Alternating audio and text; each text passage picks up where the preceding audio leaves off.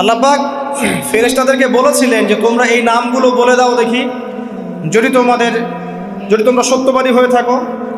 ফেরেশতারা এই নামগুলো বলতে পারেননি। তারা বলেছিলেন লা ইলমা লানা ইল্লা মা আল্লামতানা, আপনি আমাদেরকে যা শিখিয়েছেন এর বাইরে আমাদের কোনো জ্ঞান নেই।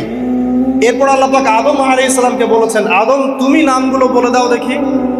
এরপর আদম আলাইহিস সালাম সুন্দর করে সব নামগুলো বলে দিয়েছেন, কারণ আল্লাহ পাক তাকে সেই জ্ঞান শিক্ষা দিয়েছিলেন। এরপরে আল্লাহ রাব্বুল আলামিন ফেরেশতাদেরকে বলেছেন তোমরা আদমকে এখন সিজদা করো, কারণ জ্ঞানের মানদণ্ডে আদম তোমাদের চেয়ে শ্রেষ্ঠ। সুবহানাল্লাহ। আর আমরা সেই আদম সন্তান, যদিও বা পৃথিবীতে আসার পরে আমরা আমাদের পরিচয়টা ভুলে গেছি।